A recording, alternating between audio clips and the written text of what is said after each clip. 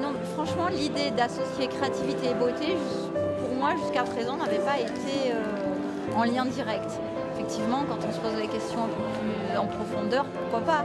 Je vous donne un point de vue. Si on avait vraiment ces structures-là, je pense qu'on serait plus joyeux. Ouais.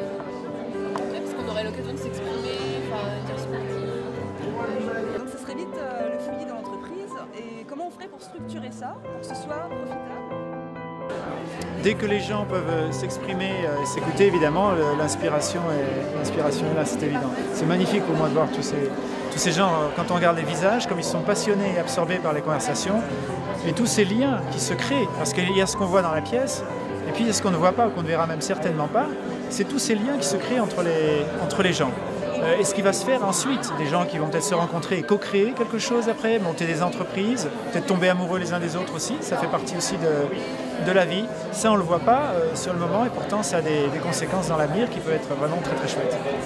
Le but en fait de la première session, c'est d'imaginer si tout le monde dans notre entreprise était encouragé à faire preuve de créativité, quelles seraient les conséquences. Oui, c'est beaucoup du rêve, c'est une expérience qu'on vend et qu'on échange avec la consommatrice. Et il y en a certaines, notamment dans le luxe, elles veulent absolument rien d'autre que du rêve et le produit parfait qui leur plaît.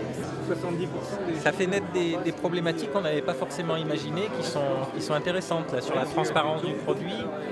Quand on imagine un peu les conséquences, c'est vrai que sur les 3 questions qu'on a eues, 9 fois sur 10, on tombe dans des choses qui semblent complètement chaotiques.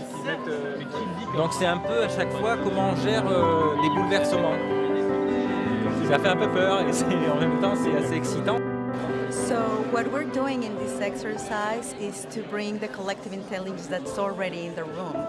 So this is an architecture that contributes to that, for the emergence of collective intelligence, because it has a set of guidelines and a very specific architecture that allows for people to feel comfortable, so that they can speak all of them, that they heard, that they can pollinate ideas. So the principle of the World Café is more than a technique, is to bring what is already natural in us, which is the way that we want to have conversations and engage with people. Chacun à son poste, on ne peut pas forcément exprimer sa créativité. Il y a des gens qui ne sont pas là pour créer, qui pourtant ont une créativité, ce que tu disais, en eux, et pourtant c'est pas leur job. Comment est-ce qu'ils font pour justement poser leur créativité sur la table? Est-ce qu'ils le peuvent? Oui, tu peux mettre une virgule après le goût. Voilà. Alors.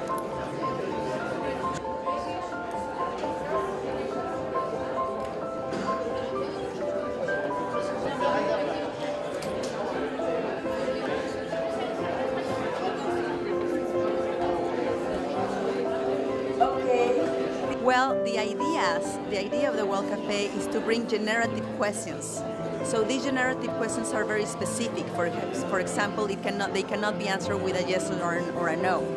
They have to be architected or built in such a way that they allow for good conversation and to bring ideas, of course. So the guidelines of the World Café tell you, okay, bring insights, bring questions, bring what you don't like, bring what you like, bring surprises. What I've seen in my experience is that they bring them a beautiful